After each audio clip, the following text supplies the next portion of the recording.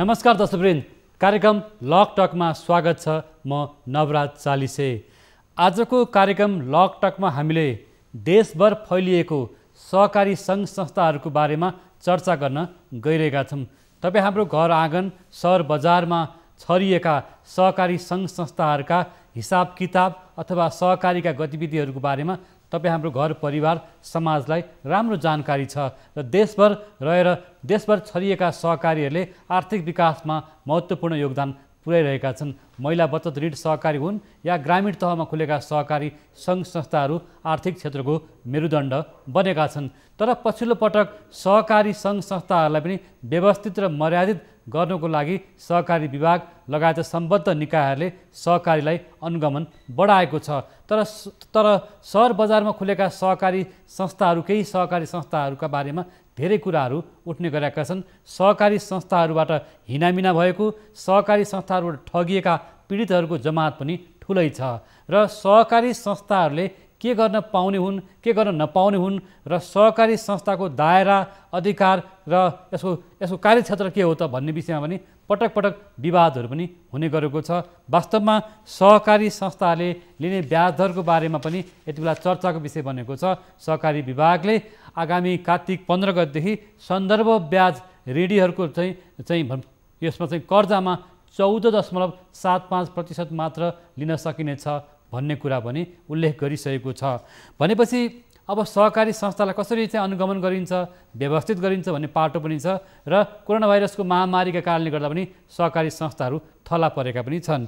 आज हामी यिनै सन्दर्भका बारेमा चर्चा गर्नेछौँ। हामीसँग सहकारी विभागका रजिस्ट्रार डाक्टर टोकराज पाण्डे, त्यसगरी हामीसँग नेपाल राष्ट्रिय सहकारी महासङ्घका अध्यक्ष मिनराज कँडेल हुनुहुन्छ।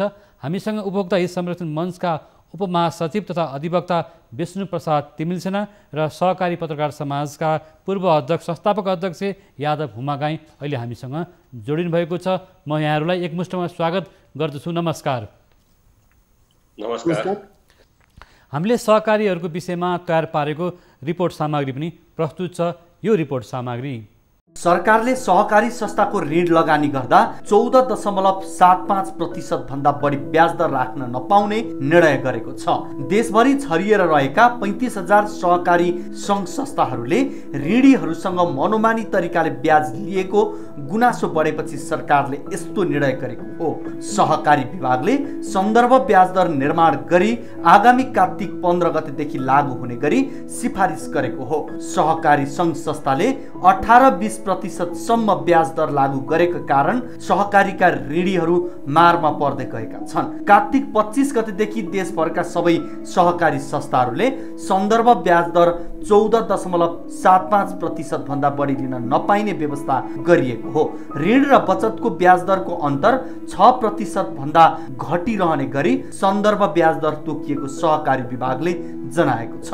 नेपाल राष्ट्र बैंकले पनि मौद्रिक नीति मार्फत बैंक वित्तीय संस्थाको ब्याज दर घटाएको, बजारमा तरलता बढेको कारणले सहकारी संस्थाहरूको ब्याज दर घटाउनु पर्छ भन्ने चौतर्फी चासो, चिन्ता र दबावका बीच सहकारी विभागले आउने कार्तिकको 15 गतेबाट लागू हुने गरी आफ्ना शेयर सदस्यलाई ऋण दिँदा अधिकतम लिने ब्याज भनेको 14.75% कायम गरेको छ।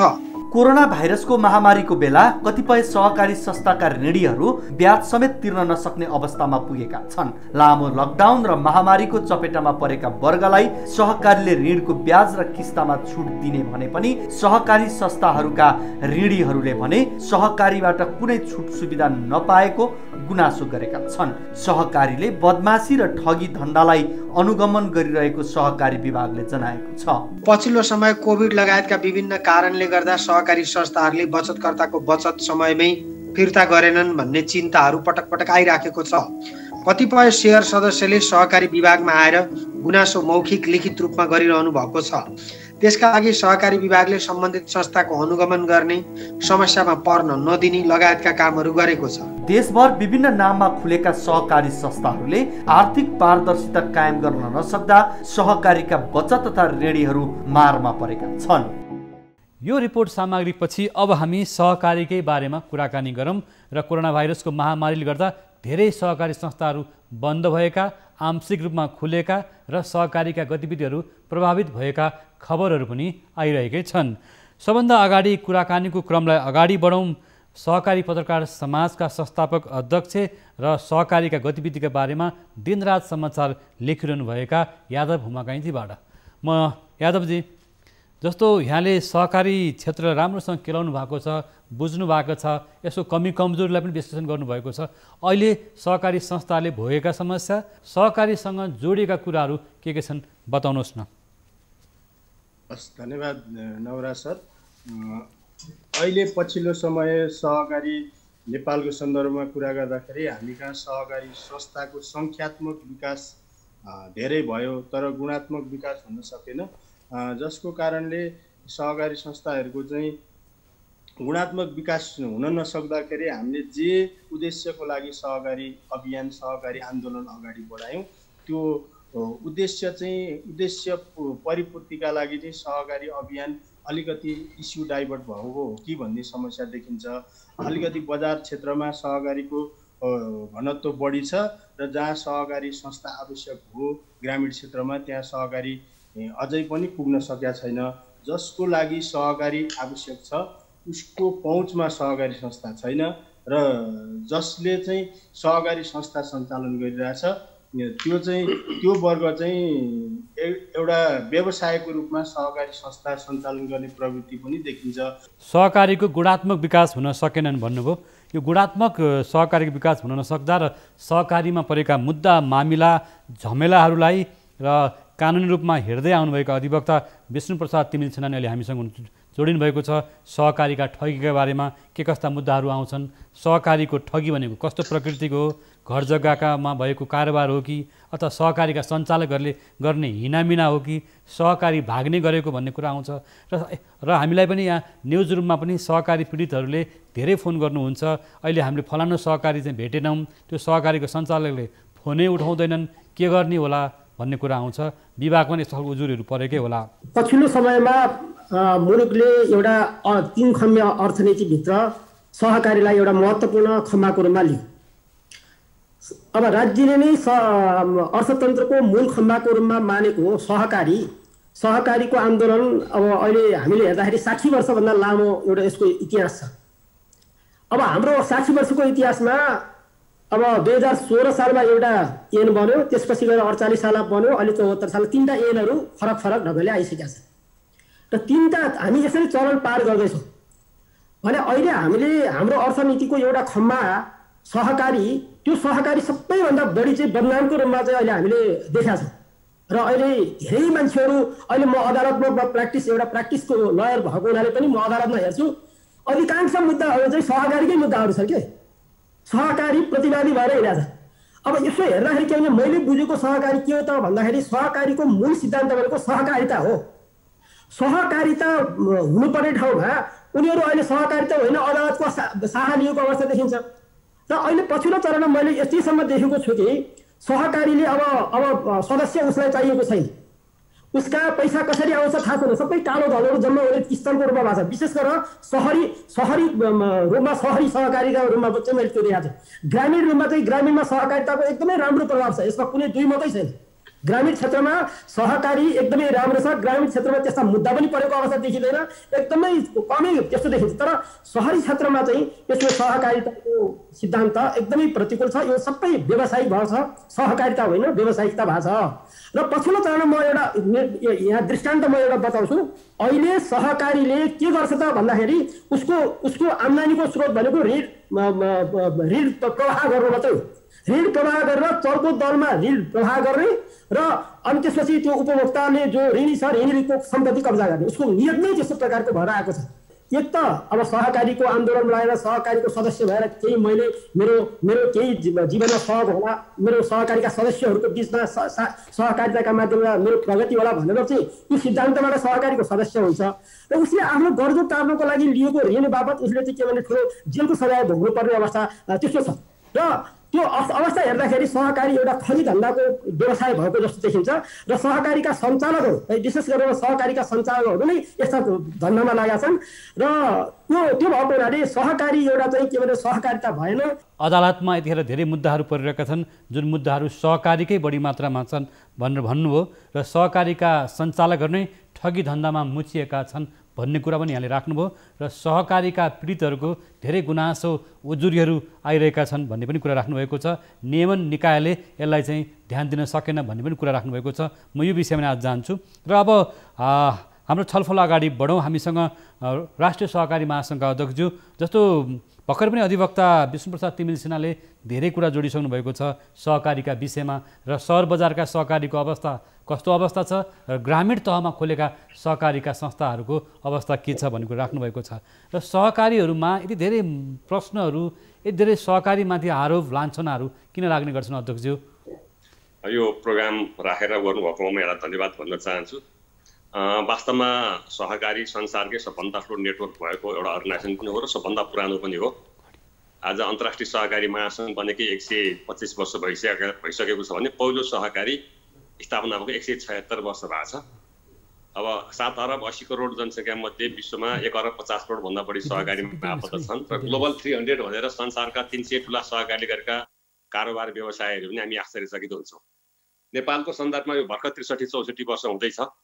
यद्यपि यो पछिल्लो 2048 को सहकारी ऐन र 49 को नियमावली आइसकेपछि सहकारीहरूले जब स्वायत्तता प्राप्त गरे त्यसपछि सहकारीहरूको लहर एकदम अगाडि बढ्दै आयो र अहिले देशभरिमा 35,000 प्लस सहकारी संस्थाहरू छन् र यसमा आबद्ध भएका 65 लाख सदस्यहरू यसमा आबद्ध हुनुहुन्छ र यसमा जसमा 51% भन्दा बढी महिला दिदीबहिनीहरू हुनुहुन्छ र अहिले अब करिब अहिलेको एक्ज्याक्ट तथ्याङ्क आउँदैछ 7 खरब भन्दा बढी पुँजी परिचालित गरेका छ र मुलुकको कुल जीडीपीमा यसको 5% योगदान छ र वित्तीय क्षेत्रमा 17% भन्दा बढी योगदान पुर्याउँदै आएको छ र यसले ग्रामीण समुदायमादेखि अब शहरमा पनि र त्यो छरिरहेका पुँजी श्रम र सिपलाई एकत्रित गरेर आफ्ना सदस्यको समुदायको एउटा जीवनस्तर बदल्न आर्थिक सामाजिक सांस्कृतिक रूपान्तरण गर्न र त्यसले गर्दा पर्यावरण संरक्षणको क्षेत्रमा पनि सहकारी सेक्टरले काम गर्दैछ। दिगो विकास लक्ष्य प्राप्त गर्न युएनले अघि सारेको यो एसडीजी पुरा गर्न अध्यक्षज्यू अलिकति कुरा म जोड्न चाहन्छु। सहकारीले आफ्नो क्षेत्रमा आर्थिक क्षेत्रमा महत्त्वपूर्ण भूमिका निर्वाह गरेको छ यहाँले भन्नुभयो, तर पनि यहाँ सहकारीको नेता पनि हुनुहुन्छ। तर सहकारीसँग जोडिएका मुद्दाहरू अदालतमा धेरै परिरहेका छन्। सहकारीका सञ्चालकहरू नै ठगी धन्दामा मुछिएका छन्। अब यसमा महासङ्घको भूमिका के हुन्छ? महासङ्घले आफ्ना सदस्यहरूलाई एउटा चाहिँ भनौँ पारदर्शी रूपमा राख्ने, एउटा चाहिँ इथिक्समा भन्छ नि आचार संहितामा ल्याउने, त्यो अनुसार व्यवहार गर्ने खालको यहाँहरूको काम हुन्छ कि हुँदैन? यसलाई मैले भन्दैछु। अब महासङ्घ अब सहकारी हाम्रो ऐनले चाहिँ अब सर्वोच्च निकाय हो सहकारी सेक्टरको। यसमा सिधै प्रारम्भिक संस्था जोडिने भन्दा पनि जिल्ला स्तरीय सङ्घहरू र केन्द्रीय सङ्घहरू प्रदेश सङ्घहरू बन्दैछन्, यसमा यसका मेम्बर हुन्छन् र हाम्रा केन्द्रीय सङ्घहरू जिल्ला स्तरीय सङ्घहरू प्रदेश सङ्घहरू मार्फत आफ्ना सदस्य संस्थाहरूलाई अब निरीक्षण अनुगमन गर्ने कुरा अहिले ऐनले पनि दिएको छ र त्यसलाई एउटा सिस्टमभित्र लैजाने एउटा पद्धति हुन्छ। यो नियमनकारी निकायले पनि रेगुलर यो निरीक्षण अनुगमन गर्ने यसलाई ठिक ठाउँमा ल्याउने काम हुँदैछ। यद्यपि सहकारी भनेको अन्तर्राष्ट्रिय स्तरले नै यो सेल्फ रेगुलेसन एउटा स्वअनुशासनमा स्वनियमनमा चल्ने निकाय हो र यसलाई यो यसमा अभ्यासमा हामीले अगाडि बढाउनुपर्छ। 35,000 सहकारीहरूमध्ये केही सीमित सङ्ख्यामा 100-150 को सङ्ख्यामा हिजोका विगतमा केही समस्याग्रस्त भए, यो कुरा हामीले बुझेकै विषय हो। तर यसले यति कुरालाई मात्रै हामीले हाइलाइट गर्नुभन्दा यसले चाहिँ जसरी सहकारीहरूले आफ्नो सदस्य समुदायको जीवनशैली बदल्न जुन भूमिका खेलिरहेछ, यसको अपार एउटा जुन खालको सेवा प्रदान गरिरहेछ, उत्पादनमा, सेवा व्यवसायमा, वित्तीय क्षेत्रमा, वितरणमा, हर क्षेत्रमा सहकारीले काम गरिरहेछ।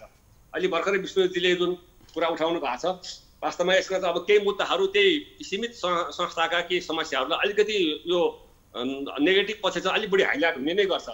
अब यो कुनै पनि निकायमा राम्रा र केही कमी कमजोरी हुन्छन्, एउटा सीमित सङ्ख्यामा 1% भन्दा कम सङ्ख्याका संस्थाहरूमा केही समस्या परेको छ।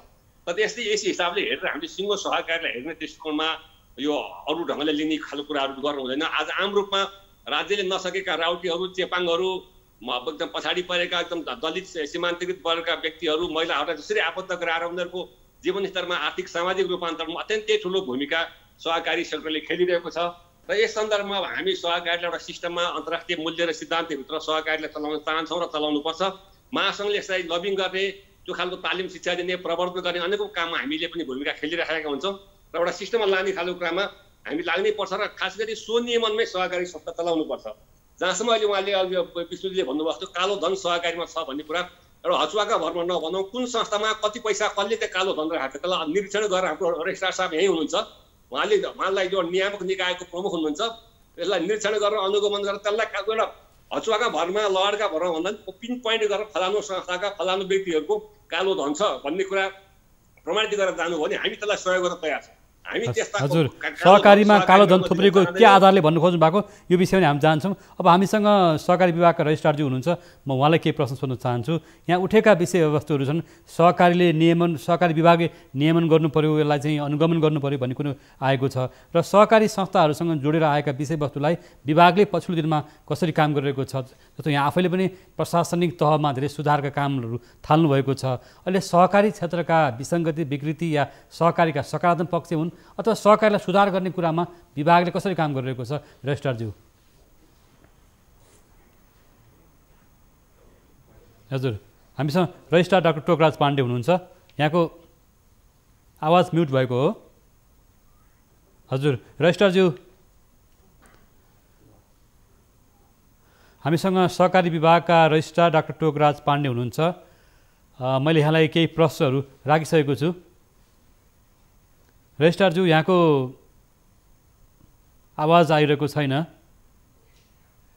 हामी यहाँसँग फेरि पनि आउनेछौँ। हामीसँग सहकारी पत्रकार समाजका पूर्व अध्यक्ष यादव हुमागाई आउनु भएको छ। म यहाँ फेरि पनि हामीसँग रजिस्ट्रारज्यू, यहाँको आवाज हामीले सुन्न सकिरहेका छैनौँ। हामीसँग सहकारी विभागका रजिस्ट्रार डाक्टर टोकराज पाण्डे हुनुहुन्छ। हाम्रो प्राविधिक साथीहरू, इन्जिनियर साथीहरू तपाईँहरूसँग सम्पर्क गरिरहनु भएको छ। यहाँको आवाज चाहिँ प्रष्ट आइरहेको छैन अथवा जोडिनु भएको छैन आवाजमा। म नेपाल सहकारी पत्रकार समाजका संस्थापक अध्यक्षज्यू, जस्तो सहकारीका विषयमा यहाँहरूले धेरै कुराहरू खोतल्नु भएको छ, देख्नु भएको छ, सुधारका बारेमा पनि यहाँले चाहिँ बाटो देखाउनु भएको छ सहकारीका अगुवाहरूलाई। अब के भन्नुहुन्छ? यति बेला विभागले पनि अनुगमन थालेको छ, सहकारीका सङ्घ संस्थाहरूले सहकारीलाई व्यवस्थित गर्नु पर्यो, अनुशासित बन्नु पर्यो भनिरहेको अवस्था छ।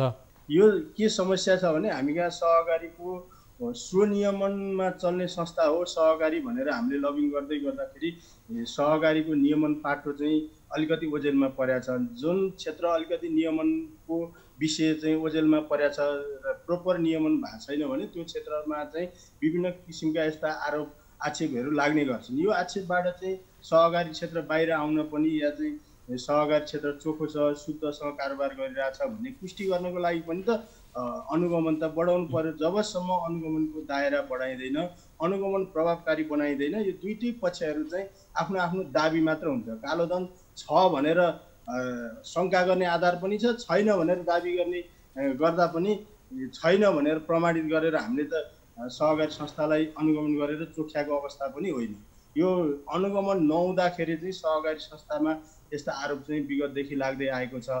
हामी चाहिँ एकातिर सहकारी स्वनियमनमा चल्ने संस्था हो भन्ने, तर सदस्य चाहिँ आफ्नो संस्थामा स्वनियमन हुने गरी सदस्यलाई त्यो लेभलले एजुकेट गर्ने, ऊ चाहिँ संस्थाप्रतिको दायित्व उत्तरदायित्व सदस्यले वहन गर्न सक्ने नबनाउने र सदस्य शिक्षा दिनुपर्ने चाहिँ सरकारदेखि त्यो सम्बन्धित संस्थाको दायित्व हो त्यो पनि नगर्ने, तर स्वनियमन मात्र हो भनेर चाहिँ सरकार आँखा चिम्लेर बस्दिँदाखेरि चाहिँ यो प्रब्लमहरू आइरहेको छ। यो चाहिँ यसको उपाय भनेकै नियमनलाई बढाउनु पर्यो, चाहे सङ्घले गर्ने होस् चाहे सरकारले गर्ने होस् या अरू कुनै सहकारी विभागले सक्दैन भने अरू कुनै संयन्त्र गठन गर्ने विषय पनि बेला बेलामा उठ्ने गरेको छ।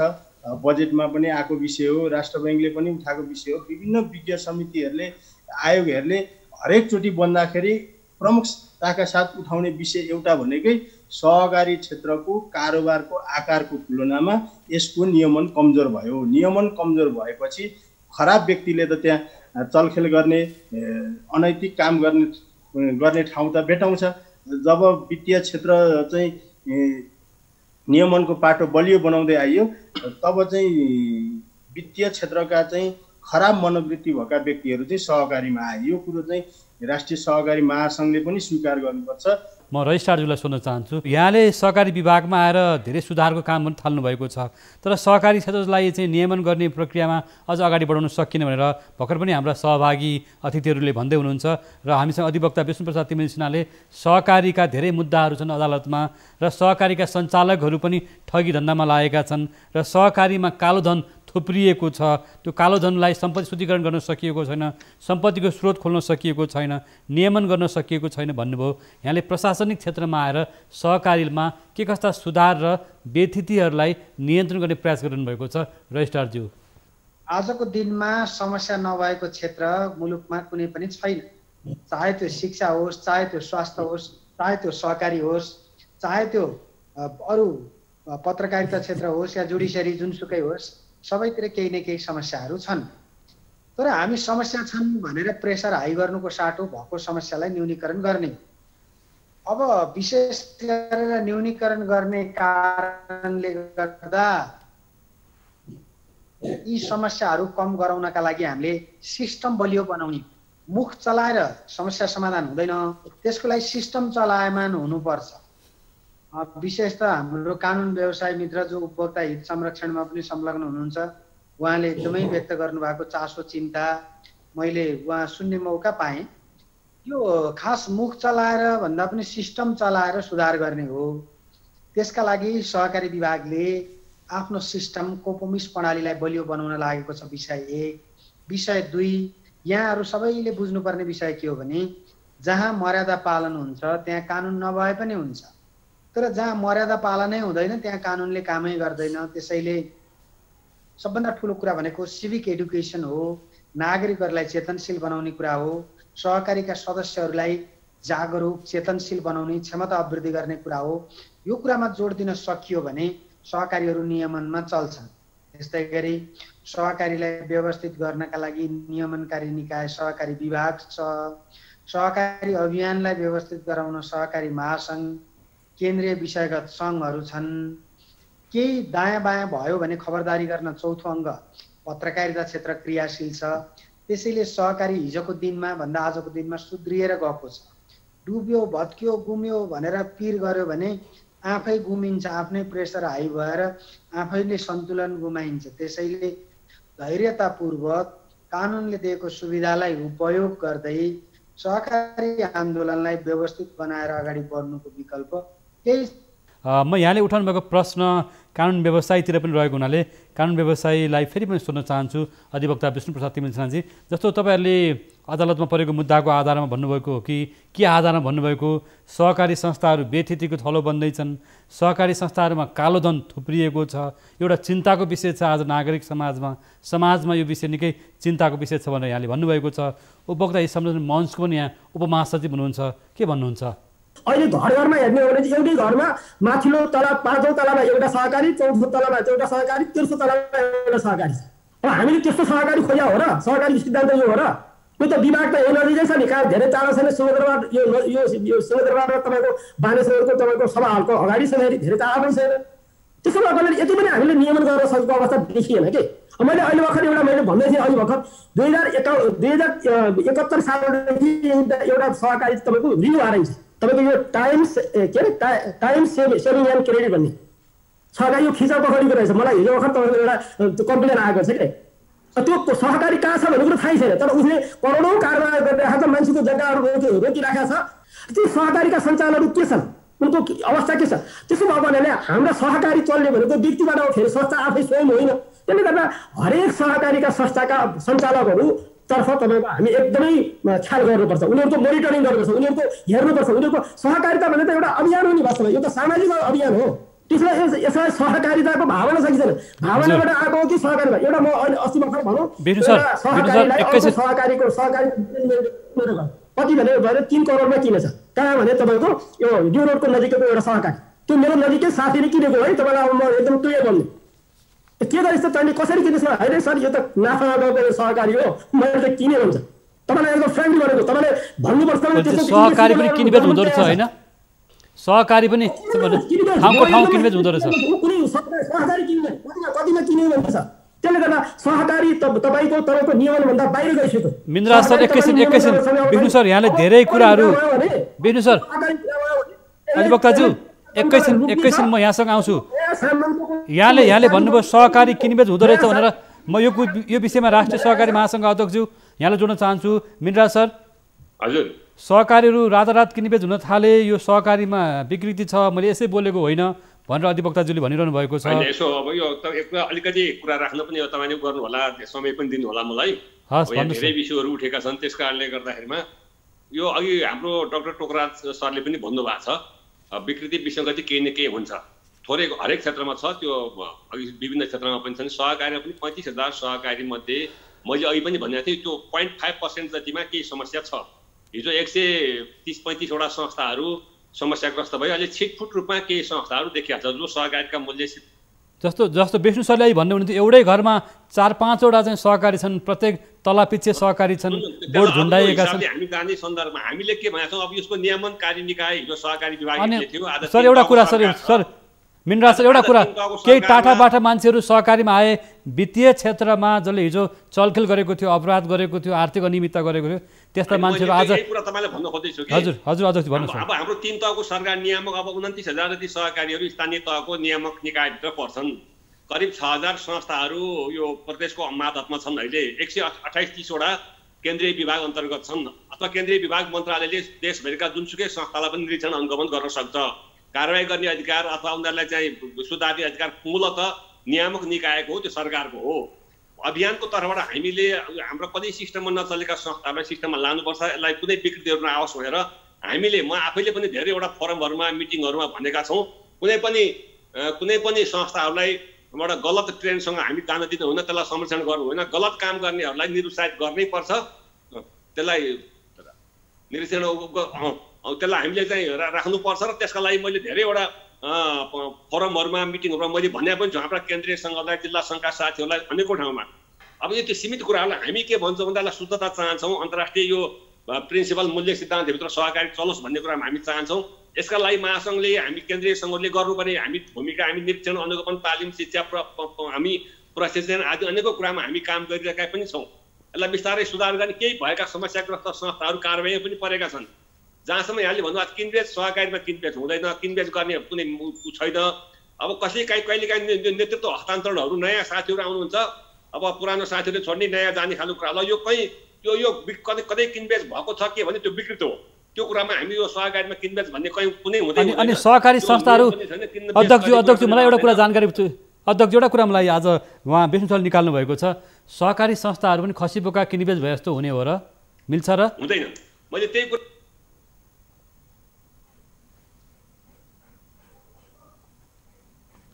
हजुर, आज वास्तवमा सहकारीको बारेमा धेरै जोडतोडले कुराहरू उठ्यो, तर प्रविधिले केही हामीलाई साथ दिएको छैन। आजको छलफलमा हामीसँग सहकारी अब यो कतिले यो हामी यता कता कहीँ के त्यो सुन्छौँ, एउटा नयाँ म्यानेजमेन्ट आएर उनीहरूलाई चाहिँ के खर्च सर्च दिएर कहीँ चुप गरेर भन्ने कता कता यथा कता आछ। तर त्यो वास्तवमा किनबेच गर्ने भन्ने कुरा कहीँ पनि हुँदैन, त्यो गर्ने कुरा पनि रहँदैन। नेतृत्व अब यो नयाँ सदस्यहरू आउने, पुरानो कहीँ सदस्यहरू जाने हुनसक्छ। हजुर, त्यस्तो खालको नियामक निकायले हेरेर त्यसलाई गर्नुपर्छ। हजुर, ठिक छ, त्यो कुरा कहीँ आएको छ भने त्यसलाई हेरेर नियामक निकायले। विष्णु सर, तपाईँले के आधारमा सहकारी संस्थाहरू किनबेच भइरहेको छ भन्नु खोज्नु भएको? जस्तो कुरै छ, बेच्नेहरूलाई कारवाही गर्ने खालको कुराहरू गर्नुपर्छ। त्यो किनबेच भन्ने कुरा हुँदैन। मैले यहाँले भनेको इस्यु कहीँ छ भने त्यो नियामक निकायको भित्रको त्यो कारवाहीको विषय, भागीदारको विषय हुनुपर्छ र हुन्छ, त्यसलाई चाहिँ सम्बन्धित नियामक निकायले ध्यान पुगोस्। मैले त्यो यति राखेँ। जहाँसम्म अब हाम्रा सहकारीहरू नेपालको अन्तर्राष्ट्रिय लेभलमा पनि लास्ट इयरमा चाहिँ यो एसिया प्रशान्त क्षेत्रमा 27 वटा बचत ऋणका संस्थाहरू ब्रान्डेड भएको थियो, आइएसओ स्ट्यान्डर्डभन्दा माथिकामा 24 वटा नेपालका छन्, 2टा फिलिपिन्सको, एउटा इन्डोनेसियाको। त्यो तहको एउटा क्वालिटी स्थापित गरेर चाहिँ सहकारीहरू अगाडि बढिरहेको अवस्था छ। विभिन्न खालका ग्रेडिङहरू गरेर सहकारी अगाडि बढाइरहेको छ। छिटफुट रूपमा के देखिने समस्याहरूलाई हामीले हल गर्नुपर्छ। त्यो नियामक निकाय हो र अभियानले पनि हामी शुद्धिकरणमा हाम्रो आफ्नो ठाउँबाट लबिङ एडभोकेसी, उनीहरूलाई सुधारात्मक काम हुन्छ। कारवाही गर्ने अधिकार हामीसँग छैन, कारवाही गर्ने नियामक निकायले हो। हामी त्यहाँ सिफारिस गर्छौँ, गर्नुपर्छ। जहाँसम्म सहकारिताभित्र कुनै पनि खालका कालो धन आउने, अनेकौँ खालका यो चाहिँ यो ब्याङ्किङ कसुरहरूमा चाहिँ कामहरू गर्ने खालको कुरा जो छ त्यो कहीँ छ भने हामीलाई निरीक्षण गरेर नियामक निकायले हाम्रो पनि अभियानको पनि साथ हामी चाहियो भने हामी साथ दिन तयार छौँ। त्यहाँभित्र हामी चाहिँ यसलाई शुद्धिकरणमा हामी पूर्ण रूपमा प्रतिबद्ध छौँ। तर हजुर यतिको यो भरमा यो कालो धन थोप्रेको छ अथवा यो गरेको छ भन्ने खालको कुरा भन्दा पनि त्यहाँ पिन पोइन्ट गरेर ठोस रूपमा कुन संस्थामा को व्यक्तिहरू कस्ता खालका व्यक्तिहरू आए कसले चाहिँ त्यहाँ गरेका छन् त्यो हाम्रो सम्पत्ति शुद्धिकरण ऐन निवारण ऐन छ अरू ऐनहरू छ त्यो ऐन अनुसार कारबाहीको भागीदार हुनुपर्छ त्यसको लागि हामी अभियान हामी साथ जस्तो अध्यक्षज्यू म एउटा कुरा यहाँलाई राखिहालेँ काहीँ होइन सम्पत्तिको स्रोत नखोलेको धेरै सम्पत्ति कमाइन्छ नि रातारात त्यस्ता व्यक्तिहरू त्यस्ता समूहहरू अब भन्दाखेरि मिल्छ कि मिल्दैन डन समूहहरूले सहकारी संस्था खोलेर अनि सहकारीको भनौँ ढुकुटीमा पैसा लुकाउने जहाँ सम्पत्तिको स्रोत खोल्नु पर्दैन अनि रिटायर कर्मचारीहरू हुन्छ नि जस्तो रिटायरहरू हरेक सेवाबाट जस्तो आर्मी प्रहरी निजामती जहीँ त्यहाँबाट रिटायर भएका राजनीतिज्ञहरूको पनि चाहिँ सम्पत्ति लुकाउने ठाउँ चाहिँ सहकारी बन्दैछ अरे नि हो अनि यो अब मैले फेरि पनि तपाईँलाई पनि राखेँ यो अब हचुवाका भरमा भन्दा यहाँ चाहिँ नियामक निकाय छ ऐन छ कानुन छ नियम छ को त्यो सरकारले नियामक निकायले त्यसलाई हेरोस् अनुगमन गरोस् कारबाहीको भागीदार बनाओस् हामी साथ दिन तयार छौँ हचुवाका भरमा ब्लेम लगाउने जस्तो कतिपय कलेजका स्कुलका सञ्चालकहरूले नि सहकारी खोलेका छन् सहकारी स्कुलमा कमाएको पैसा कलेजमा कमाएको पैसा युनिभर्सिटीहरूमा कतिबाट कमाएको पैसा मेडिकल कलेजमा कमाएको पैसा त सहकारीमा राखिएको छ भन्ने गरिन्छ कहिलेकाहीँ ब्याङ्किङ क्षेत्रमा तरलताको समस्या भयो अभाव भयो भन्दाखेरि सहकारीमा जानु न त्यहाँ पैसा पाइन्छ भन्ने गरेको पनि सुन्ने गरिन्छ नि त सर होइन यसलाई मैले तपाईँलाई पनि मिडिया मार्फत मैले के भन्न चाहेँ भन्दा राज्यको ऐन छ कानुन छ नियम छ सरकार छ सम्बन्धित नियामक निकायहरू छन् यी कुराहरूमा कारबाहीको कुनै त्यस्तो कहीँ कतै छ भने सहकारी सेक्टरमा हामी अभियानको तर्फबाट साथ सहयोग दिन तयार छौँ लहरका हचुवाका भरमा कहाँ यो यहाँ छ अरे त्यहाँ छ अरे नभन्नुहोस् कुन संस्थामा छ को व्यक्तिले राखेको छ के गरेको छ को त्यस्ता छन् त्यसलाई चाहिँ पिन पोइन्ट गरेर भनियोस् निरीक्षण गरियोस् अनुगमन गरियोस् त्यसका लागि साथ सहयोग दिन हामी तयार छौँ हचुवाका भरमा यसै यो छ अरे ऊ छ अरे भन्ने खालको कुरा मात्रै नआओस् मैले हामी सहकारी अभियन्ताहरूलाई पनि सचेत गराउनलाई केही प्रश्नहरू सोधेका हौँ अब हामीसँग नेपाल सहकारी पत्रकार समाजको अध्यक्षज्यू हाम्रो कार्यक्रमको समय धेरै छैन थोरै छ अब अन्तिममा चाहिँ के भन्नुहुन्छ छोटकरीमा यादवजी आजको यो बहसको निष्कर्ष संक्षेपीकरण गर्दा चाहिँ के सहकारी क्षेत्र एउटा के भयो भने यसको चाहिँ संस्था खोल्न सजिलो दर्ता गर्न सजिलो सञ्चालन गर्न सजिलो त्यो सजिलो कारणले गर्दाखेरि सबै क्षेत्रका व्यक्तिहरू समूहहरू यो सहकारी क्षेत्रमा आकर्षित भए तर जसरी हाम्रो सहकारी क्षेत्र आकर्षित हुँदै गर्दा सहकारी संस्था बढ्दै गर्दाखेरि सरकारले यो संस्था दर्ता गर्ने कि नगर्ने यो समूहलाई संस्था दर्ता गर्न दिने कि नदिने यसलाई सहकारी आवश्यक हो कि होइन यी संस्थाहरू यति संस्था दर्ता गर्दा हामी कसरी नियमन गर्छौँ भन्ने विषय चाहिँ सरकारले प्लानिङ गर्न नसक्दाखेरि अहिले यो चाहिँ संस्थाको सङ्ख्या र कारोबार चाहिँ धेरै माथि पुगिसक्यो तर नियमन गर्ने हाम्रो मेकानिजम चाहिँ धेरै कमजोर छ एकातिर कानुनी हिसाबले पनि कमजोर छ र जनशक्तिको हिसाबले पनि कमजोर छ अझ त झन् अहिले अब संहिता कार्यान्वयन गर्ने भनेर सहकारी स्थानीय तहसम्म हस्तान्तरण गरियो स्थानीय तहहरूमा अझै पनि कतिपय पालिकाहरूमा कानुनसम्म बन्न सकेको छैन सहकारी अनुगमन गर्ने शाखा छैन सहकारी अनुगमन गर्ने कर्मचारी तोकिएको छैन त्यहाँ दक्ष जनशक्ति छैन पूर्वाधार छैन अब सहकारी विभागले अनुगमन गर्ने भनेर एउटा चाहिँ कोपोमिक्स भन्ने सफ्टवेयर बनाएको छ त्यो पनि कार्यान्वयन हुन सकेको छैन यति ठुलो वित्तीय क्षेत्र जहाँ चाहिँ मिनेटमा के कारोबार भइरहेछ कहाँ कारोबार भइरहेछ कसरी कारोबार भइरहेछ भन्ने कुरो सरकार जानकार हुनुपर्ने सरकारले अहिले चाहिँ 4 वर्षदेखि सहकारीमा कति कारोबार छ कहाँ कारोबार छ भनेर चाहिँ सोद्धाखेरि सरकार जवाफ दिन नसक्ने अवस्थामा सरकार पुगिसकेको छ त्यसै कारणले गर्दाखेरि जे पनि यो भएको छैन कि सहकारीमा भन्ने अवस्थै छैन सहकारीमा नभएको भन्ने कुरा केही पनि छैन र सहकारीमा यति धेरै विकृतिको भकारी भएको छ हामीसँग आज सहकारी क्षेत्रका समस्या सहकारीका नियमन सहकारीको अनुगमन लगायतका विषयमा चर्चा गऱ्यौँ हामीले सहकारी संस्थालाई एकहोरो सहकारी संस्थाका कमी कमजोरीलाई केलाउने भन्दा नि सहकारीलाई सुधार गर्ने विषयमा कुराकानी गरिरहेका छौँ नेपाल राष्ट्र ब्याङ्क लगायतका सम्बद्ध निकायले पनि सहकारीमा चासो देखाउन थालेको छ सहकारी विभागले यतिखेर हामीसँग जोडिनुभएका सहकारीका चाहिँ विज्ञहरू अथवा सहकारी क्षेत्रका व्यक्तिहरूसँग हामी केही प्रश्न सोध्न चाहन्छौँ छोटकरीमा अन्तिममा तर उहाँले भन्नुहोला सहकारीको क्षेत्रको समस्या निकास के हो यसलाई यो संस्थालाई सुधार कसरी गर्ने यति ठुलो अर्थतन्त्रको महत्त्वपूर्ण एउटा क्षेत्र भएर पनि सहकारी आज व्यथितिको भाँडो बन्दैछ भन्ने कुरा आएको छ र सहकारी सुधारको लागि एउटा राष्ट्रिय स्तरमा चिन्तन हुनु आवश्यक छ र सहकारीका बारेमा पटक पटक धेरै कुराहरू उठिरहेका छन्। आज हामीले सहकारी संस्थाका बारेमा र सहकारीको मर्जरको बारेमा पनि कुराकानी गरेका छौँ र सहकारी संस्थाका समस्याहरूको विषयमा हामीसँग जोडिनु भएको थियो राष्ट्रिय सहकारी महासङ्घका अध्यक्ष मिनराज कँडेल, त्यसैगरी सहकारी विभागका रजिस्ट्रार डाक्टर टोकराज पाण्डे, त्यसैगरी हामीसँग उपभोक्ता हित संरक्षण मञ्चका उपमहासचिव अधिवक्ता विष्णुप्रसाद तिमिल सिन्हा र हामीसँग जोडिनु भएको थियो नेपाल सहकारी पत्रकार समाजका संस्थापक अध्यक्ष यादव हुमागाई। यहाँहरू सबैलाई धन्यवाद। सहकारीका विषयमा हामी आगामी दिनहरूमा नि आगामी कार्यक्रमहरूमा पनि यस्तै समस्याहरू र सहकारी क्षेत्रका विभिन्न पक्षहरू ल्याएर छलफल गर्नेछौँ। देशभर छरिरहेका सहकारी संस्थाहरूमा जोडिएका समस्याहरू र सहकारी क्षेत्रलाई सुधार गर्नुपर्ने आज नियामक निकायहरूको पनि यो विषयमा आवश्यकता छ भन्ने कुरा उठेको छ। आज सहभागी हुनुभएको अतिथिहरूलाई धेरै धेरै धन्यवाद र आज प्रविधिका कारणले गर्दा पनि कतिपय अतिथिहरूले आफ्नो कुरा राम्रोसँग राख्न सक्नु भएन। सहकारी विभागका रजिस्ट्रार डाक्टर टोकराज पाण्डेले आज प्रविधिका कारणले गर्दा उहाँले अझ प्राविधिक समस्याले गर्दा सबै कुरा राख्न सक्नुभएको छैन। हामी आगामी दिनमा पनि यी सबै कुराहरूलाई समेट्ने गरी छलफल गर्नेछौँ। आज भने कार्यक्रम लकटकको समय पुरा भएको छ। कार्यक्रम लकटकबाट हामी सबै बिदा माग्छौँ। नमस्कार।